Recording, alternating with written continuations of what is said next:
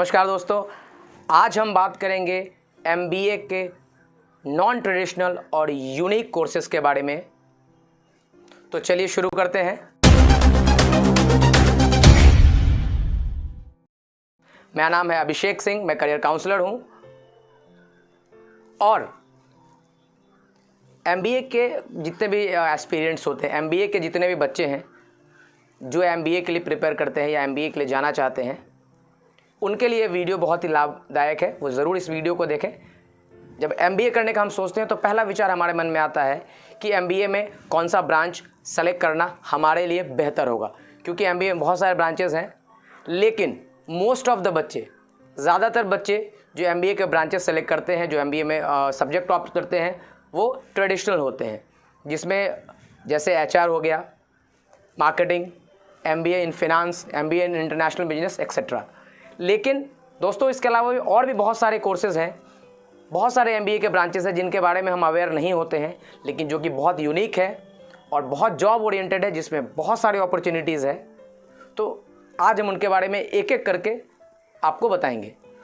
तो इस वीडियो को शुरू करने से पहले मैं उन 5 वैसे टॉपिक्स का नाम बताता हूँ, 5 ऐसे ब्रांचेस का नाम बता देता हूँ जो बहुत ही यूनिक है और जिसके बारे में हम बात करेंगे। पहला है एमबीए इन ऑपरेशन मैनेजमेंट, जो कि बहुत इंपॉर्टेंट है। दूसरा है एमबीए इन रूरल मैनेजमेंट। इसके अलावा MBA in information technology management, MBA in health care management और MBA in agri business management. तो दोस्तों इसमें पहला है एमबीए इन ऑपरेशन मैनेजमेंट या MBA in supply chain management. ये एक एमबीए का बहुत ही यूनिक ब्रांच है। जैसा कि नाम से इसके क्लियर है, सप्लाई चेन और ऑपरेशन जो किसी भी बिजनेस का बहुत इंपॉर्टेंट हिस्सा होता है, उसकी पढ़ाई इसके बारे में होती है।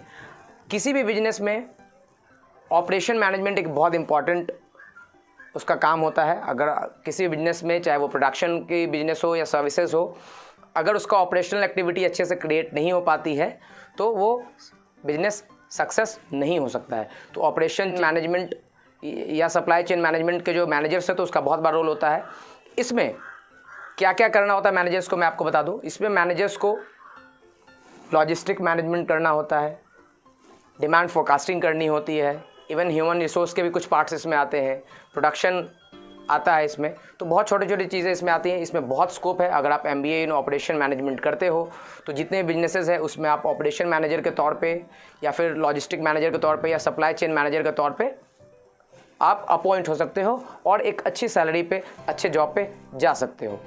दूसरा जो है वो है rural management, MBA in rural management.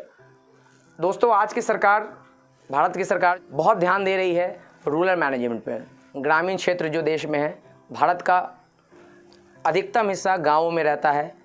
तो ग्रामीण क्षेत्र में जो डेवलपमेंट की सरकार योजनाएं ला रही है या डेवलपमेंट की जो काम कर रही है, उसके लिए बहुत सारे स्किल्ड लोगों की ज़रूरत पड़ती है। वो लोग एमबीए इन रूरल मैनेजमेंट के स्टूडेंट हो सकते हैं। इसके अलावा बहुत सारे एनजीओज़, बहुत सारे माइक्रो फाइनेंस के बैंक्स, बहुत सारे गवर्नमेंट के ऑर्गेनाइजेशंस अपने यहाँ इस तरह के एमबीए स्टूडेंट्स को हायर करती है, क्योंकि वो इस फील्ड में स्पेशलाइज्ड होते हैं और उसके काम को वो अच्छे तरीके से एग्जीक्यूट कर सकते हैं। तो ये दूसरा हो गया। तो दोस्तों अब हम बात करेंगे तीसरे स्पेशलाइजेशन की, जिसकी मैंने बात की थी। वो स्पेशलाइजेशन है MBA in information technology management. आप सभी जानते हैं कि इंफॉर्मेशन टेक्नोलॉजी आज के समय की बहुत इंपॉर्टेंट नीड है। कोई भी ऑर्गेनाइजेशन, कोई भी बिजनेस मैनेजमेंट बिना इंफॉर्मेशन टेक्नोलॉजी के, बिना आईटी के रन नहीं कर सकता। तो जो आईटी मैनेजर्स होते हैं, इंफॉर्मेशन टेक्नोलॉजी मैनेजर्स होते हैं, उनका काम आईटी के जो सेक्टर्स होते हैं बिजनेसेस के, उसको मैनेज करना होता है। तो ये भी बहुत स्कोप वाला फील्ड है। इसमें भी आप, अगर आप एमबीए इन इंफॉर्मेशन टेक्नोलॉजी करते हैं तो एक अच्छे मैनेजर के तौर पे आप अच्छे बिजनेसेस में अपॉइंट हो सकते हैं और अपना करियर अच्छे तरीके से इसमें बना सकते हैं। तो चौथा जो इसमें स्पेशलाइजेशन है, जिसकी अभी हम लोग बात करेंगे, वो स्पेशलाइजेशन है MBA in agri business. MBA in agri business management, ये भी बहुत इंपॉर्टेंट है। हमारा देश जो कि एक कृषि प्रधान देश है, एग्रीकल्चर बेस्ड, यहाँ बहुत सारी इंडस्ट्रीज़ है, बहुत सारे बिजनेसेस है, बहुत सारे ऑर्गेनाइजेशंस है जो एग्रो फूड्स के ऊपर डिपेंडेंट होती है। एग्रीकल्चर से उनका रॉ मटेरियल आता है, उनका इनपुट आता है, जिससे वो प्रोडक्शंस करती है या बहुत सारे सर्विसेज भी करती है। इसके अलावा गवर्नमेंट भी एग्रीकल्चर के डेवलपमेंट पे जो काम कर रही है, उसमें भी बहुत स्किल्ड लोगों की ज़रूरत होती है। जो एग्रीकल्चर को बिजनेस के पॉइंट ऑफ व्यू से, प्रॉफिटेबिलिटी के पॉइंट ऑफ व्यू से प्रमोट कर सके। तो MBA इन एग्री बिजनेस मैनेजमेंट अगर आप करते हैं तो इस क्षेत्र में बहुत बड़ा स्कोप है। आप इसमें एक एग्री बिजनेस मैनेजर के तौर पे अपना करियर को आप बना सकते हैं। पांचवा और अंतिम और बहुत इंपॉर्टेंट जो है वो है MBA इन हेल्थ केयर मैनेजमेंट या हॉस्पिटल मैनेजमेंट। हॉस्पिटैलिटी एक बेसिक नीड है इंसान की, एक अच्छा हेल्थ केयर होना, और सरकार भी हमेशा मेहनत करती है कि देश में एक हेल्थ इंफ्रास्ट्रक्चर अच्छा हो, एक अच्छा हेल्थ केयर हो। तो उसके लिए ये कोर्स बहुत मुफीद रहता है। जो लोग हेल्थ केयर में जाना चाहते हैं, जो लोग सर्विस सेक्टर में जाना चाहते हैं, वो MBA इन हेल्थ केयर मैनेजमेंट या हॉस्पिटल मैनेजमेंट कर सकते हैं।